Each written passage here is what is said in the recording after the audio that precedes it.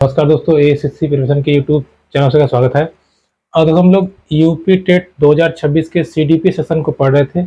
अब तक हम लोगों ने बाल विकास को देखा, उसकी अवस्थाओं, विशेषताओं और उन विशेषताओं में कैसे विकास होता है, कैसे हमारा कौन कौन एरिया डेवलप होता है, कहाँ शारीरिक विकास, कहाँ मानसिक भाषा विकास, सबको हमने कवर किया। आज हम लोग अपने अगले टॉपिक पे मूव करेंगे, जो कि हमारा टॉपिक है अधिगम। देखिए, बाल विकास और अधिगम यही दो मेन टॉपिक है। इसके बाद इसमें जो इनसे रिलेटेड टॉपिक है उन्हीं सबको हमें समझना है और सीखना है। अधिगम की अगर सिंपल बात करें तो इसको कहते हैं सीखना। अब इसी के बाद हमें पढ़ना है, इससे संबंधित नियम को देखना है और इनकी विशेषताओं को समझना है और इसके प्रकार को देखना है। यहाँ से आपका दूसरा इंपॉर्टेंट टॉपिक स्टार्ट होता है, जिसको हम समझेंगे आज और देखेंगे। देखिए, बात करें अधिगम की तो अधिगम मीन्स जैसे कि आपको लिखा है सीखना। अब देखिए, सबसे पहली चीज है सीखना है क्या, पहले इसको जरा हम समझते हैं। इससे आप सब परिचित हैं। सीखना मतलब क्या? सीखना मतलब जैसे कि हम कहीं से सीख सकते हैं। मान लीजिए कोई व्यक्ति कोई कार्य कर रहा है, उसको देख के हमने सीख लिया, हमने अप्लाई कर दिया। किसी स्कूल विद्यालय में अच्छी पढ़ाई हो रही है, हमने वहां से कॉपी किया, अपने स्कूल अप्लाई कर दिया, मतलब हमने सीख लिया। हमने बच्चे को पढ़ना लिखना सिखाया, बच्चा सीख गया, अपने दैनिक जीवन में अप्लाई कर रहा है, मतलब उसका अधिगम हो गया, वो या उसकी लर्निंग इंप्रूव कर गई। ठीक है। लेकिन अगर सीखने की परिभाषा की बात करें या उसे शब्दों में हम कैसे बयां करेंगे, अगर साइकोलॉजी के सेक्शन से देखा जाए तो कैसे उसको डिफाइन करेंगे, समझते हैं। देखिए, एक वैज्ञानिक थे स्किनर। अब इनके विषय में आगे पढ़ेंगे। इन्होंने क्या कहा? इन्होंने कहा देखो भाई, सीखना क्या है? सीखना व्यवहार में उत्तरोत्तर सामंजस्य है। देखिए, उत्तरोत्तर सामंजस्य, व्यवहार में उत्तरोत्तर सामंजस्य। हम पूरा नहीं लिखेंगे, बस आपको समझाना था, समझा दे रहे। देखिए, व्यवहार में उत्तरोत्तर सामंजस्य ही क्या है? सीखना है। जैसे अगर हमने किसी कार्य को, मान लीजिए हम इसको बच्चे को सिखा रहे हैं कि बेटा देखो बाएं चला करो और बड़ों की आदर किया करो, और जब भी गुरुजी दिख जाए पैर छुआ करो, उनकी बात माना करो। अगर वो बच्चा धीरे धीरे करके पहले एक दिन किया, फिर भूल गया, फिर अगले दिन किया, फिर करते करते करते 2 4 10 दिन बाद वो कंटिन्यू हो गया, तो यही क्या है? आपका सीखना है, यानी कि अधिगम है। उसका अधिगम हो गया, वो चीजों को सीख गया। दूसरा एग्जाम्पल ये है, जैसे मान लीजिए बच्चे को कुछ पढ़ा रहे हैं, आप उसको हिंदी पढ़ाना सिखा रहे हैं। पहले आपने धीरे धीरे उसको अक्षर पहचान कराना सिखाया, अक्षर पहचान कर आपने मात्राओं का ज्ञान कराया, फिर आपने छोटे छोटे शब्द बताए।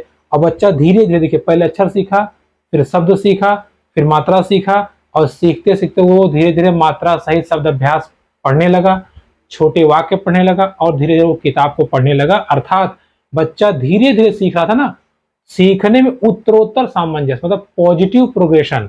जो उसका बिहेवियर था, पहले रुक रुक के पढ़ रहा था, अब थोड़ा फ्लो में पढ़ेगा, थोड़ा और अच्छे समझ जाएगा चीजों को, तो एकदम पूरा कामा विराम पूर्ण विराम देख के पढ़ेगा।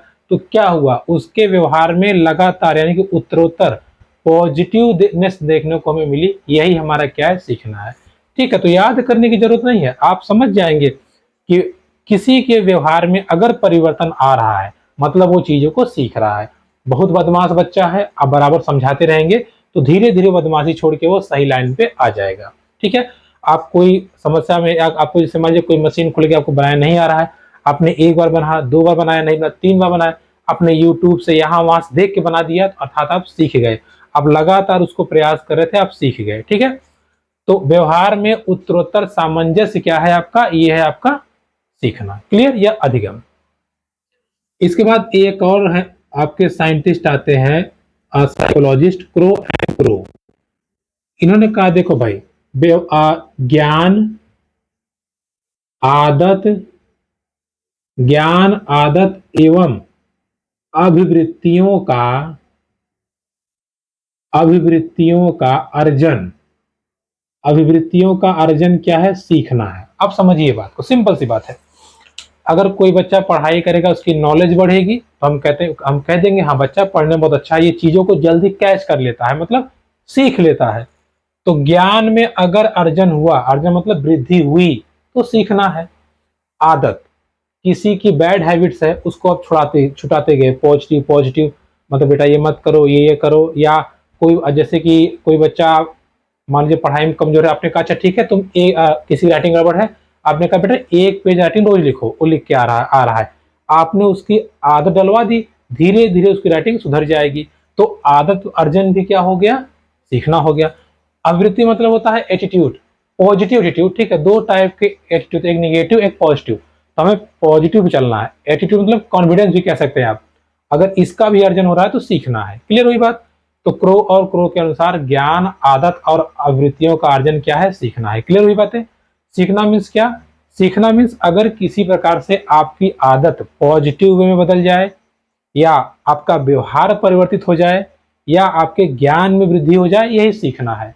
आप बच्चों को पढ़ाते हैं, देखते होंगे डेली, एक बच्चा कमजोर है, बराबर मेहनत करिए, वो आगे बढ़ जाएगा, यही सीखना है और आपको कुछ नहीं समझना है। क्लियर। तो अधिगम मीन्स सीखना, और सीखना मीन्स मैंने आपको यहाँ पे डिफिनेशन दे दिया, ठीक है। अब इसके एक एक टर्मोलॉजी को हम समझेंगे, फिर इसमें हम घुसेंगे। ये लंबा चैप्टर है और इससे क्वेश्चन पूछता है, बहुत ध्यान में पूछता है, ठीक है। तो हमें डीप थोड़ा जाना है और अच्छी चीजों को समझना है। क्लियर। चलिए, तो ये तो हमने सीख लिया कि परिभाषा क्या होती है। अब हम इस चीज को समझते हैं कि अधिगम में और कौन कौन से टॉपिक है जिसे हमें पढ़ने हैं, जिसे हमें समझने हैं। देखिए, अगला आता है अधिगम के पक्ष, ठीक है। जैसे कहते हैं ना, ये हमारे पक्ष में है, वो तुम्हारे पक्ष में है, वैसे ही अधिगम के पक्ष को जरा हम समझते हैं। पक्ष मतलब क्या, पक्ष मीन्स ये कि अधिगम कहाँ कहाँ इसका लेवल है, या कहाँ कहाँ इसका डिवीजन हुआ है, किस किस लेवल पे या किस किस स्तर पे हम इसको समझते हैं। कैसे समझेंगे कि ये कौन सा अधिगम हुआ है, किस टाइप का अधिगम हुआ है, ठीक है। देखिए, अधिगम के पक्ष की बात करें तो ये तीन प्रकार के होते हैं। पहले तो आप ये ध्यान रखिएगा, कितने प्रकार के, तीन प्रकार के, ठीक है। टर्मोलॉजी में आप नहीं फंसेंगे, जो शब्द आएगा उसी के अनुसार आपको समझाएंगे, ताकि जब भी एग्जाम में आए आप तुरंत उसको अच्छे से कर पाए। देखिए, पहला है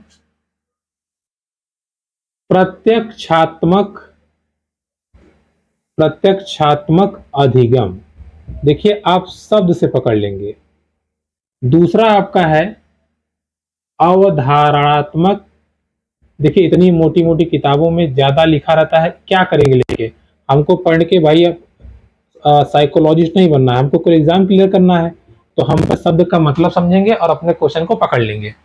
तीसरा आपका आता है, अच्छा पहले दो समझ लीजिए, ठीक है, देखिए ना ज्यादा हो जाएगा। देखिए, पहला है प्रत्यक्षात्मक अधिगम। क्या होता है, देखिए, प्रत्यक्षात्मक अधिगम का मतलब ये है ऐसी चीजों से सीखना, या ऐसे कार्य को समझना या सीखना जो हमें साफ साफ दिखाई पड़े, या जिसका बदलाव हमें दिखे, जिस अगर व्यवहार परिवर्तित हो रहा है या आदतों का निर्माण हो रहा है तो हमें वो दिखे, ठीक है। जैसे, बात समझिएगा, अब इसमें क्या क्या आता है, देखिए,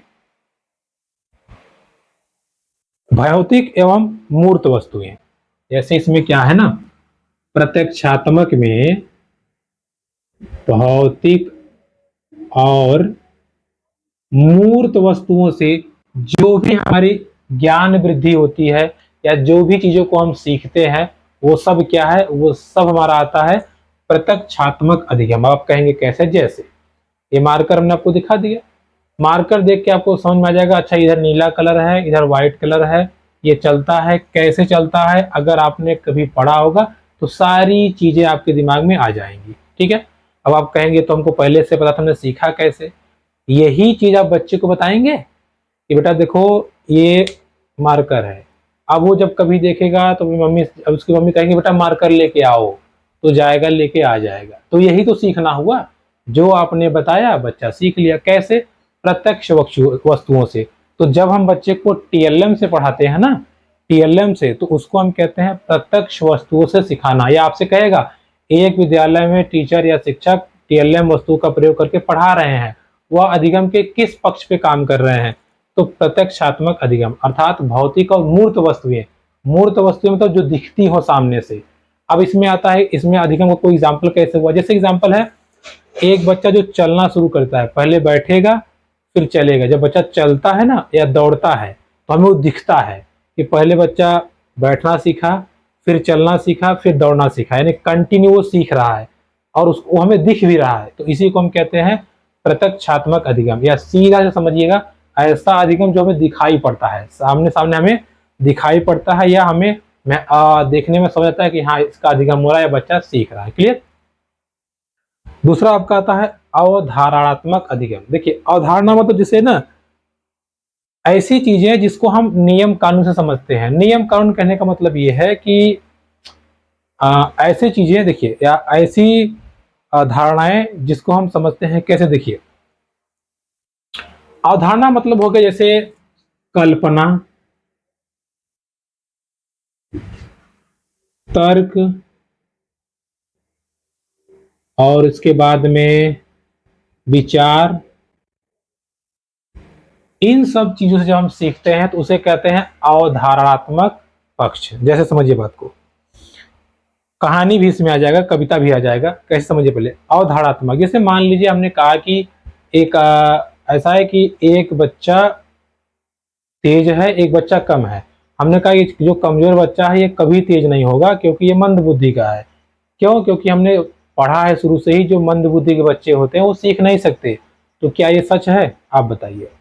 तो जो वाकई साइकोलॉजिस्ट रहेगा वो आपसे तर्क कर देगा कैसे ये बच्चा क्यों नहीं सीख सकता। हाँ मानते हैं समय ज्यादा लगेगा लेकिन ये सीखेगा।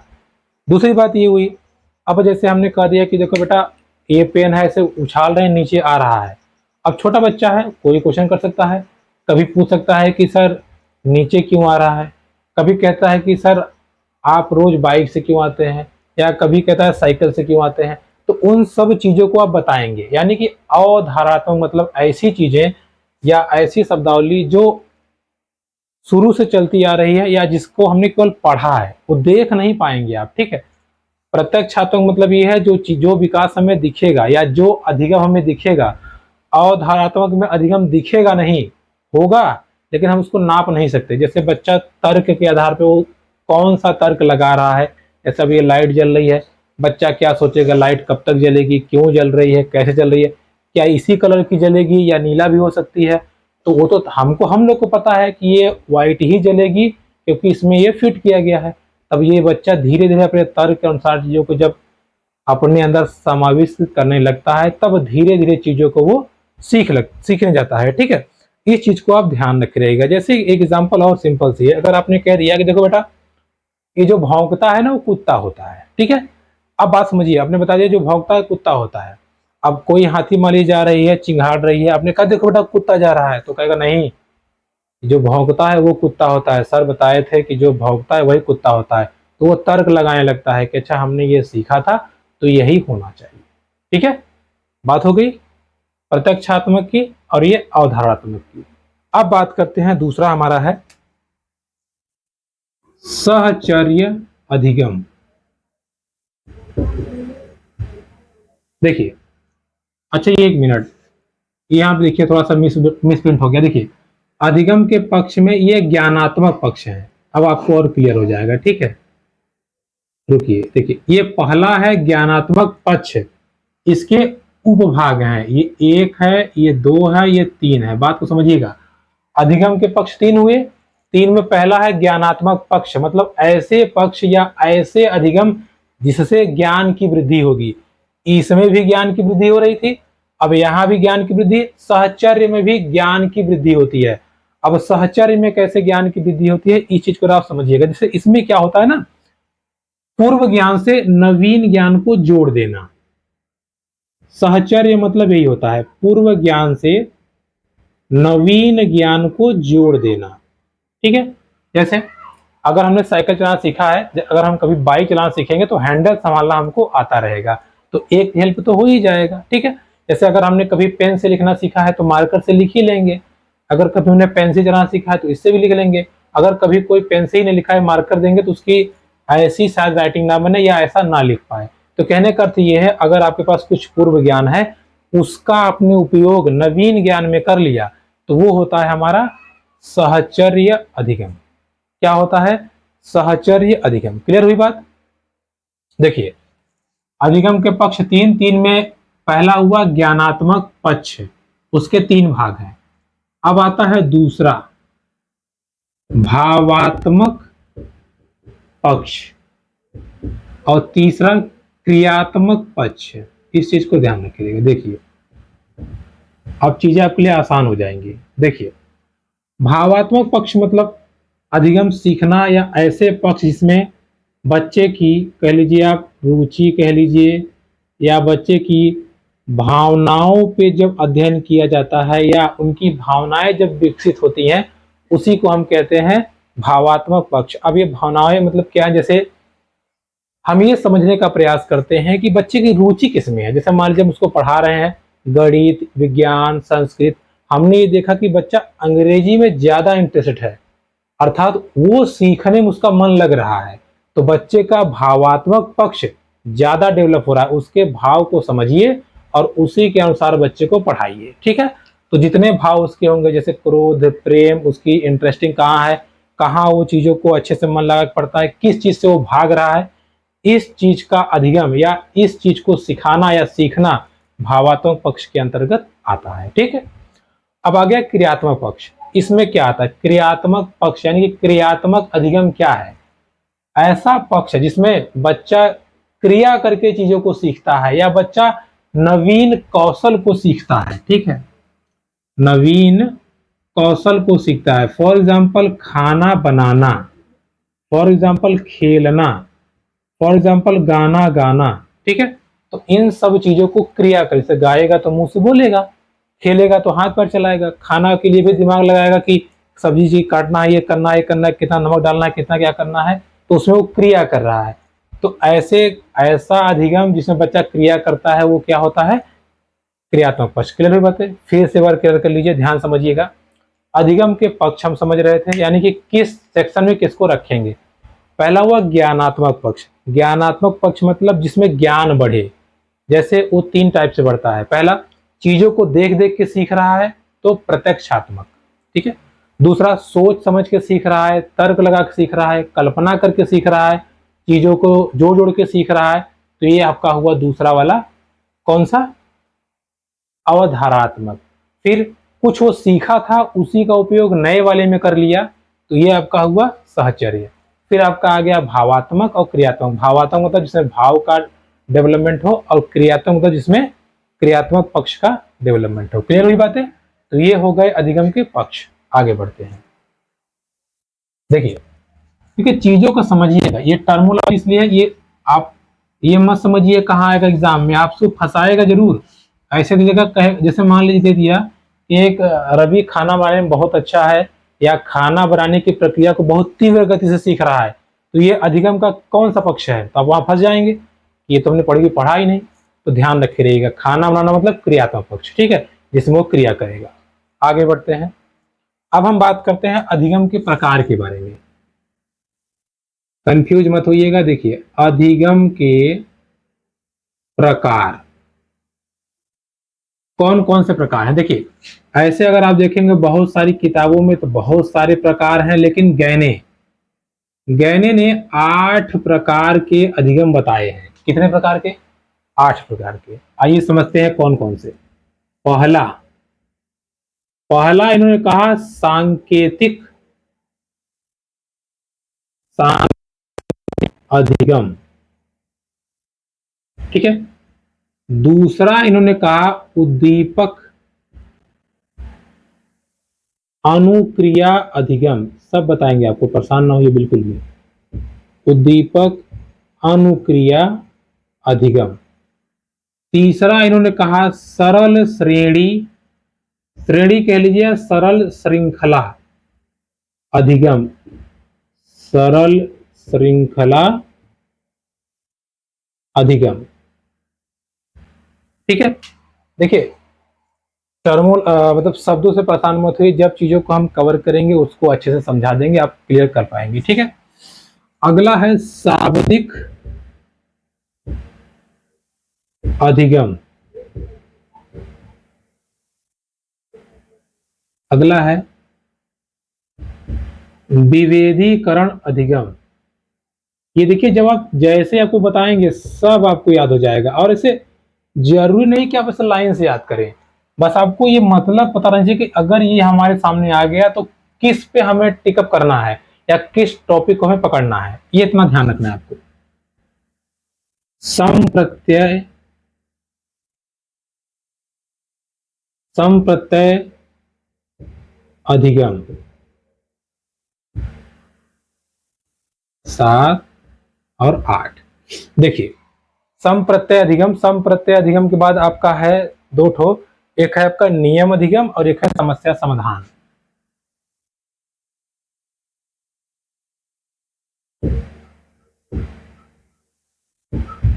फिर आपका आता है समस्या समाधान। देखिए अब एक एक को हम समझेंगे, ध्यान समझिएगा पहले, ठीक है। अधिगम के प्रकार, गैने ने 8 प्रकार के अधिगम बताए हैं, 8 मैंने आपको लिख दिया। अब एक एक अधिगम को अच्छे से हम समझेंगे और चीजों को क्लियर करते हुए निकलेंगे, ठीक है। देखिए सांकेतिक अधिगम, सांकेतिक अधिगम में ये है किसी भी प्रकार का सीखना या किसी भी प्रकार की लर्निंग अगर आप किसी वस्तु को देख के करते हैं, उसके संकेत को समझ जाते हैं, तो ये क्या हुआ आपका, ये आपका हुआ सांकेतिक अधिगम। इसका एग्जाम्पल हम आपको समझाते हैं। जैसे हम आप तो सीख चुके हैं, हम आपके लिए बताते हैं, आप चीजों को पकड़ लेंगे। सांकेतिक मतलब क्या, हम ड्राइव कर रहे हैं, आगे आ गया रेड सिग्नल, तो क्या हम आगे बढ़ेंगे, नहीं बढ़ेंगे। अब आप बताइए आपको कौन कैसे पता, कहीं ना कहीं आपने देखा होगा टीवी में, मोबाइल फोन में, स्कूल में, शिक्षक के द्वारा, अपने बड़ों से द्वारा आपने सीखा है, तो आपने समझ लिया इस संकेत का मतलब ये है हमें आगे नहीं बढ़ना है। क्लियर हुई बात है। आपने और देखा होगा, कहाँ पे देखा होगा, अगर आप ध्यान दें, ऐसे ऐसे हड्डी से ऐसे खतरा बना रहता है, कहाँ बना रहता है, बिजली पोल खंभों के बाद। तो इसको आप देखते ही समझ जाएंगे कि यहाँ खतरा है, यहाँ हाथ नहीं लगाना है, यहाँ से दूर रहना है।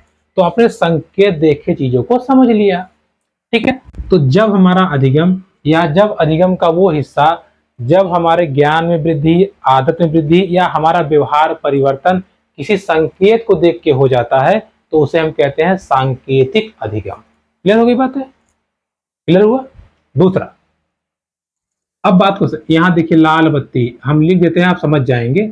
बस देखिए नोट्स बनाना बहादुरी नहीं है, आप चीजों को समझिए, एक बार आप समझ लेंगे फिर आपको याद करने की जरूरत नहीं पड़ेगी। कह रहा है उद्दीपक अनुक्रिया, पहले समझिए उद्दीपक अनुक्रिया होता क्या है।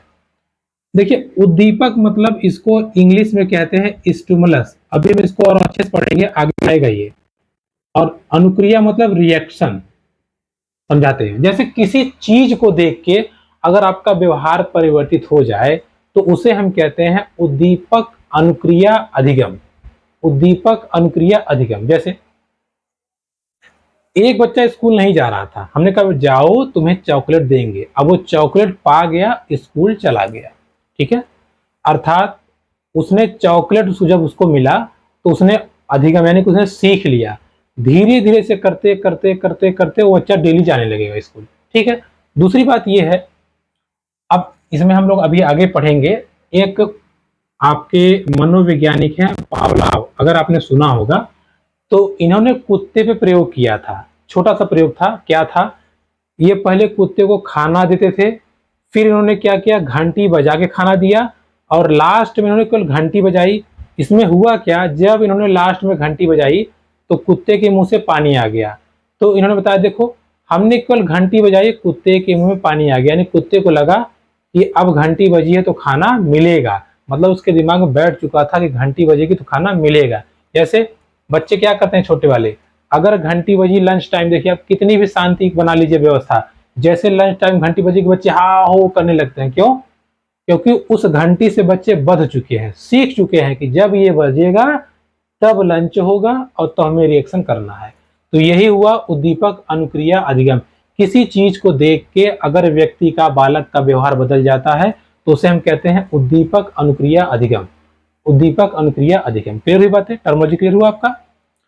फिर आता है सरल श्रृंखला अधिगम। सरल श्रृंखला मतलब एक लाइन से किसी चीज को सिखाने के लिए हम क्रम न तोड़े, बिल्कुल क्रम से चले, तो यही होता है सरल श्रृंखला अधिगम। जैसे एक बच्चे को हमें किताब पढ़ना सिखाना है, तो सबसे पहले हम क्या सिखाएंगे, वर्ण, फिर सिखाएंगे वर्णमाला, फिर सिखाएंगे मात्राएं, ठीक है, फिर सिखाएंगे शब्द निर्माण या छोटे छोटे शब्द निर्माण, फिर सिखाएंगे छोटे वाक्य, और इसके बाद फिर सिखाएंगे बड़े वाक्य, और फिर उसको बच्चे को कहानी या पुस्तक पढ़ना सिखाएंगे। तो देखिए एक क्रम से चल रहे हैं ना। आप बताइए, बगैर ये सिखाए क्या आप यहाँ पहुंच जाएंगे, या बगैर ये सिखाए क्या आप यहाँ पहुंच जाएंगे? डायरेक्ट वाक्य। बच्चे को क ख नहीं पता है, आपने लिख दिया कौशल पढ़ो, कहां से पढ़ेगा? नहीं पढ़ेगा।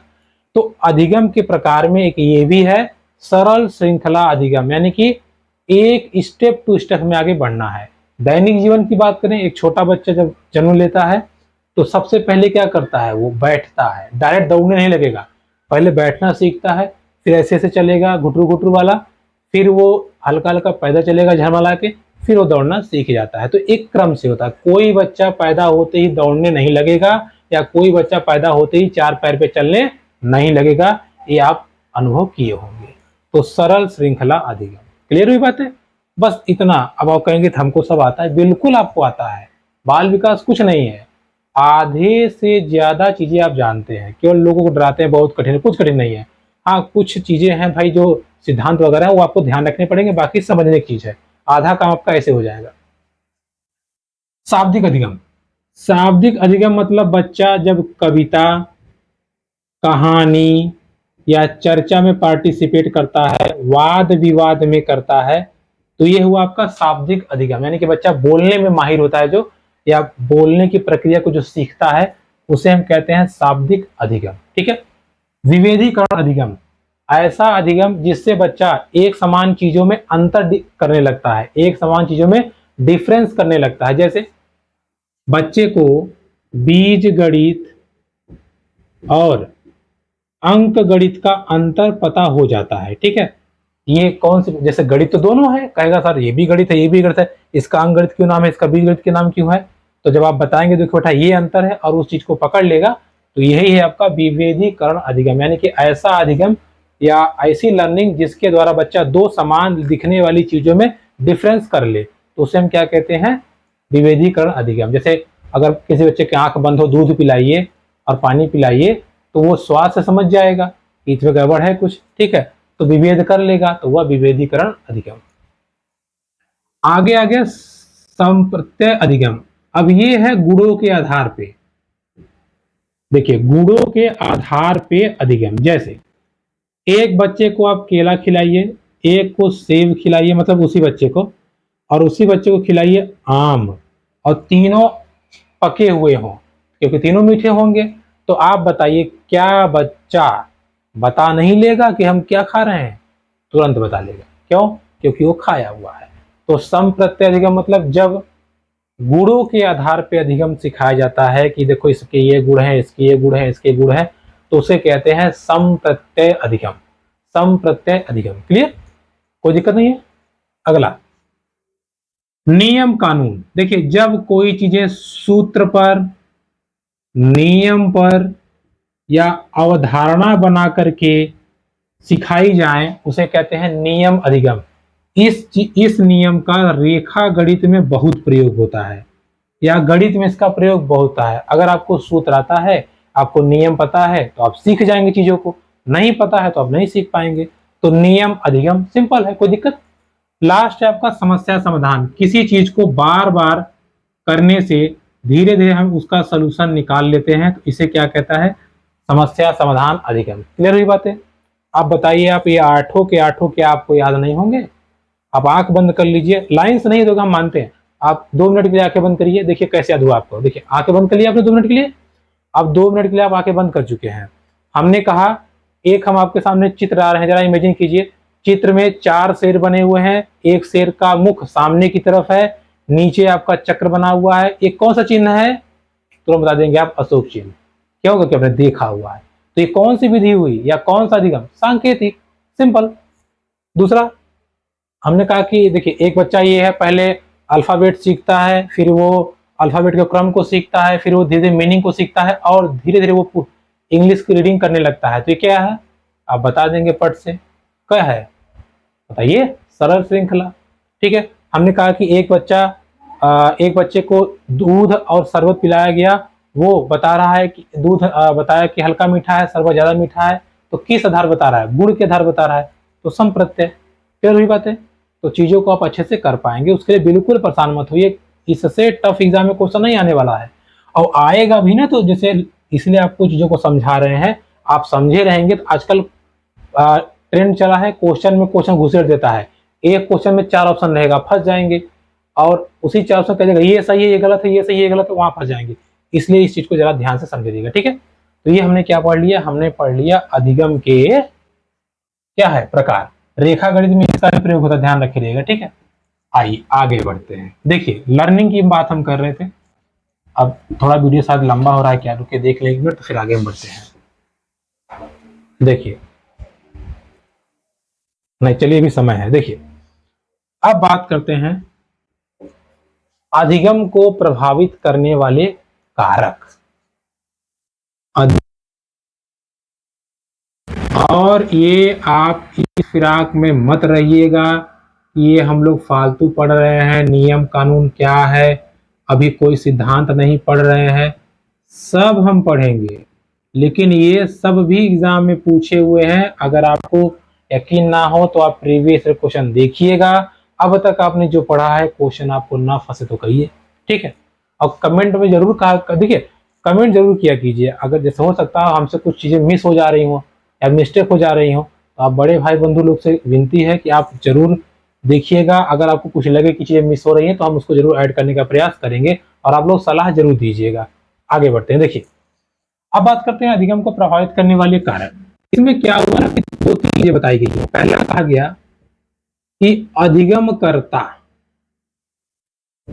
करता मतलब शिक्षार्थी, शिक्षार्थी कह लीजिए या विद्यार्थी, ये कैसे डिस्टर्ब होता है। अधिगम कर्ता को कौन कौन से कारक हैं जो प्रभावित करते हैं, प्रभावित करते हैं मतलब कौन कौन से ऐसे कारक हैं जो उसको सीखने में बाधा डालते हैं या सीखने में रुकावट पैदा करते हैं, किसके, शिक्षार्थी के या बच्चे के। हम समझते हैं। देखिए पहला क्या है,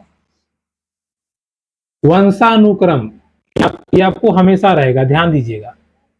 बच्चे का वंशानुक्रम मतलब वो पैतृक गुण उसके कैसे है, क्या वो मंदबुद्धि तो नहीं है, बच्चा सामान्य है या प्रतिभाशाली है। अगर बच्चा प्रतिभाशाली रहेगा तो चीजों को बहुत तेजी से सीखेगा, बच्चा सामान्य रहेगा तो चीजों को सामान्य तरीके से सीखेगा, मंद बुद्धि रहेगा तो स्लो तरीके से सीखेगा।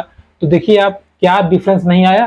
तो वंशानुक्रम भी बच्चे को या अधिगमकर्ता को प्रभावित करता है, अर्थात सीखने सिखाने की प्रक्रिया में कहीं ना कहीं वो थोड़ा सा रोड़ा बनता है। अगला है मेच्योरिटी या परिपक्वता। अब ये क्या है, देखिए ध्यान समझिए। परिपक्वता मतलब हर चीज सीखने की एक आयु होती है। एक 6 महीने के बच्चे को आप कहेंगे बताओ बेटा लाल बटे का कवर क्या होता है, तो उसे देखता रहेगा, बल्कि आपके मुंह पे थूक चुआ देगा, क्या बताएगा वो। तो हर एक एज में चीजों को सीखने के लिए बनाई गई है या डिवीजन किया गया है। इसीलिए जैसे जैसे हम देखिए आगे बढ़ते जाते हैं वैसे वैसे ही सिलेबस में धीरे धीरे चीजों को बढ़ाया जाता है। अब एक प्राइमरी के बच्चे को हम मैट्रिक का सिलेबस नहीं दे सकते या मैट्रिक के बच्चे को हम स्नातक का सिलेबस नहीं दे सकते, तो सबकी एज लिमिट के अनुसार सिलेबस को रखा जाता है, ठीक है।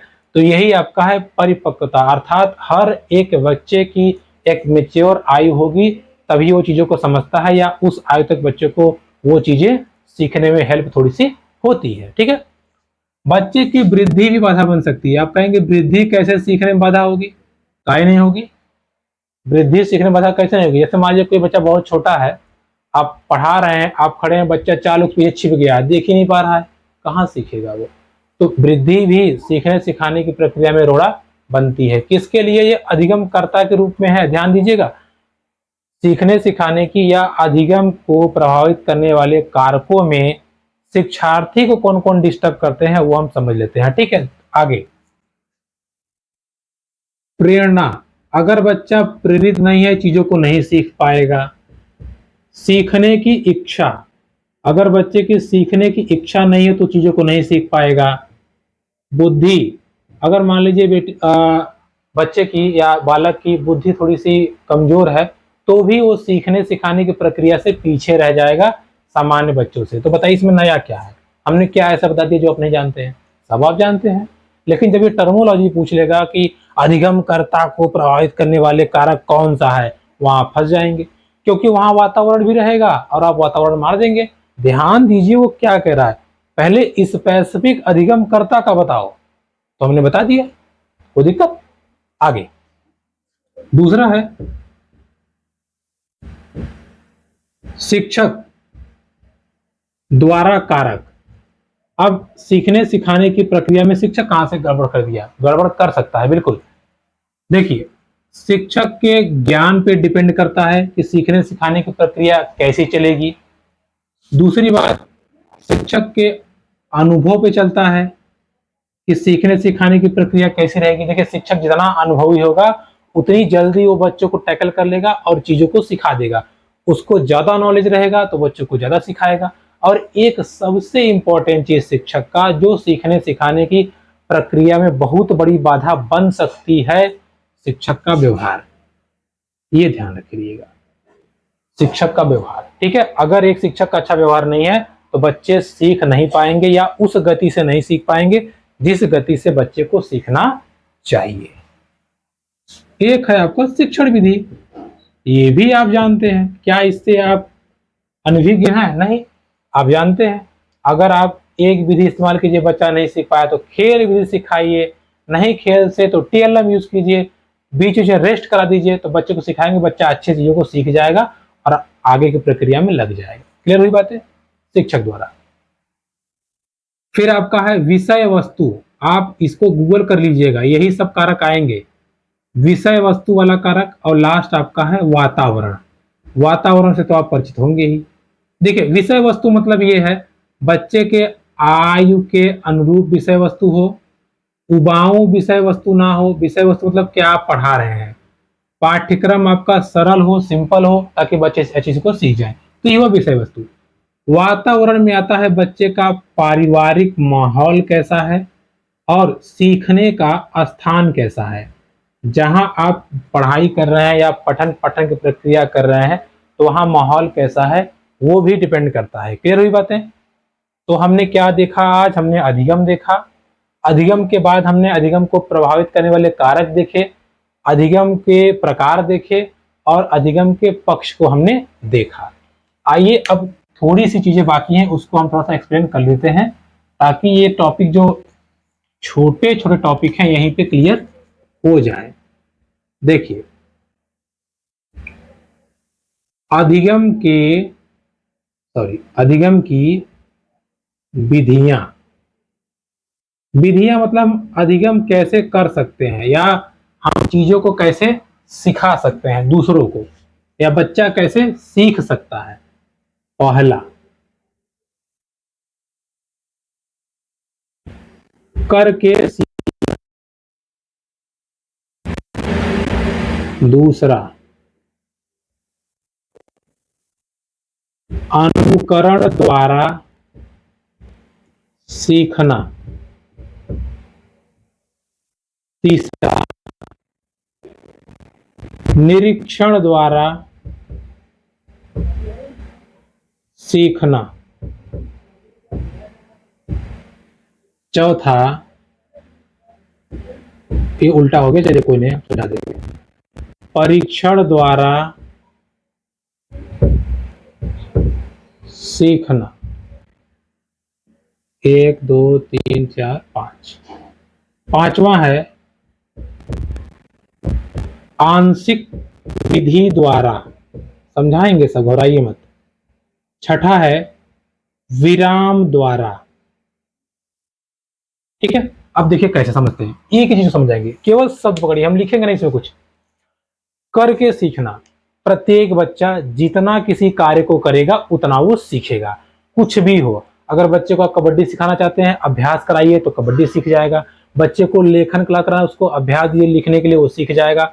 बच्चे को बोलना सिखाना है, उसको रोज बुलवाइए, उससे बातचीत करिए, बच्चा बोलना सीख जाएगा। यानी कि हर एक कार्य बच्चा जितना करेगा उतना वो सीखेगा। वो कहा गया ना कि सुनी हुई चीजों को हम भूल जाते हैं, देखी चीजें हमें याद रहती हैं और करके चीजों को हम सीख जाते हैं।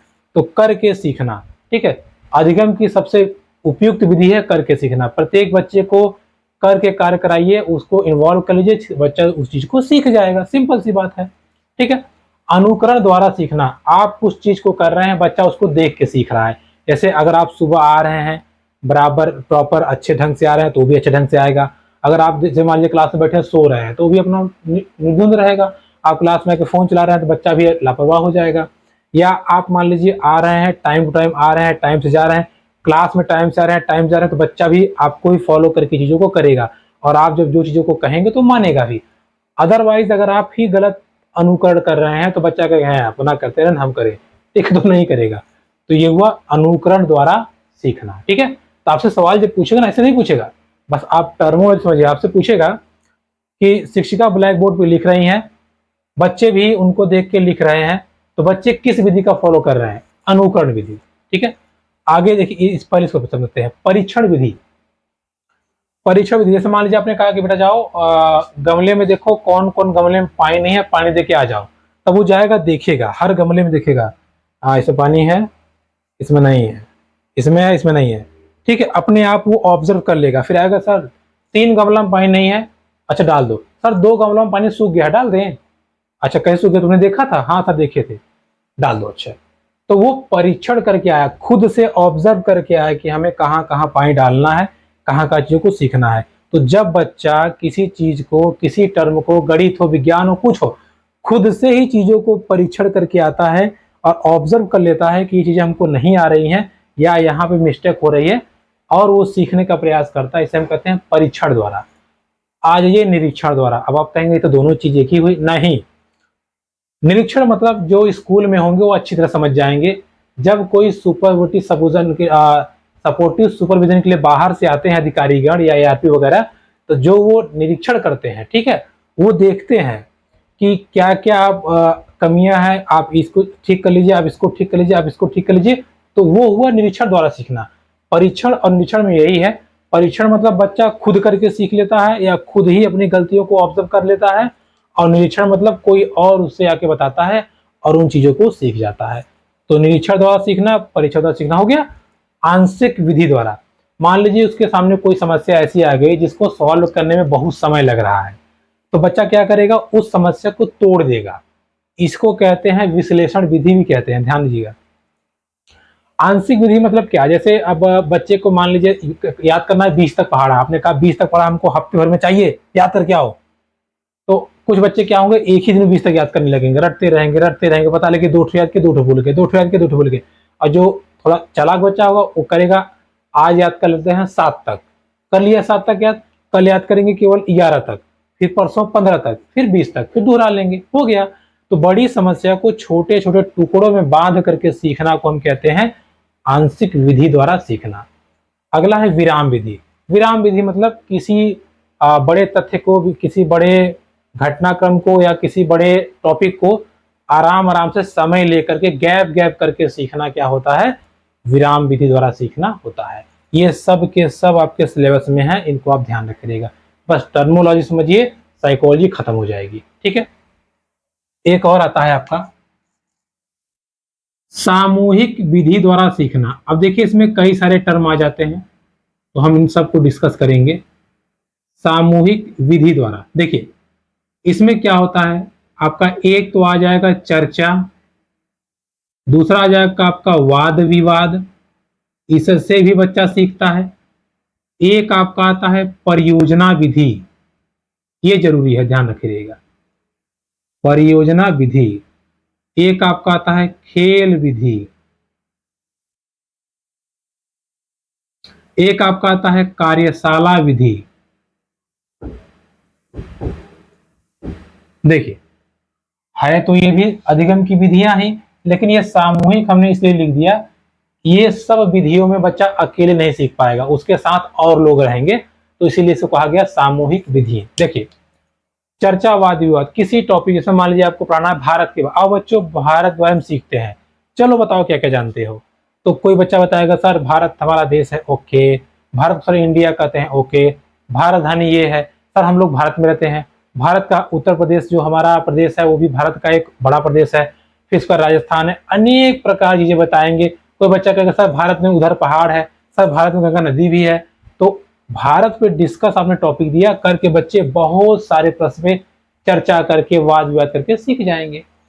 परियोजना विधि मतलब ये है, जैसे आपने क्या किया, कोई प्रोजेक्ट वर्क 10 बच्चों को दे दिया, आपने कहा सब लोग बना के आओ। अब 10 बच्चे किसी टॉपिक, जैसे मान लीजिए हमने टॉपिक दे दिया कि चलो टॉपिक है बाघ का घर, सॉरी दादी माँ का घर।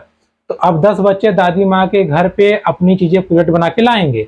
अब 10 बच्चों का सेम सेम नहीं होगा, कुछ ना कुछ डिफरेंसेस होगा, तो फिर उसी पे हम चर्चा करा के चीजों को सीख लेंगे। अर्थात एक प्रोजेक्ट देके अपने कार्य को उसका पॉजिटिवनेस निकाल लेंगे या चीजों को समझ लेंगे या सीख लेंगे। ठीक है, ग्रुपिंग करके। खेल विधि, ये तो आप जानते ही हैं, खेल के माध्यम से चीजों को सिखा देना खेल विधि है। चाहे कबड्डी खेल करा दीजिए, चाहे क्रिकेट का करा दीजिए, फुटबॉल करा दीजिए। फिर आपका आता है कार्यशाला विधि। कार्यशाला विधि मतलब वही है कि कोई आपका वर्किंग प्रोजेक्ट नहीं, कोई आपका वर्किंग हाउस हो या प्लेस हो, वहां ले जाके बच्चों को कार्य करा के सिखा दीजिए। तो ये हो गया आपका कार्यशाला विधि। क्लियर हुई बातें? तो दोस्तों ये थी अधिगम यानी कि सीखना संबंधित। हमने बेसिक्स को सब देख लिया, सभी टॉपिक को क्लियर कर लिया। आपसे निवेदन है, अगर क्लास में कुछ मिस्टेक्स नजर आती हैं या कुछ आपको सुझाव देना है तो कमेंट बॉक्स में जरूर दीजिएगा, मुझे खुशी होगी। तो मिलेंगे आपसे अगली वीडियो में। और अब हमारा इंपॉर्टेंट चैप्टर शुरू होगा जो और ज्यादा इंपॉर्टेंट है, जैसे कि अब हम लोग साइकोलॉजिस्ट या जितने साइंटिस्ट हैं उनके विषय में पढ़ेंगे और उनके सिद्धांतों को देखेंगे। तो मिलेंगे आपसे अगली वीडियो में, तब तक के लिए नमस्कार।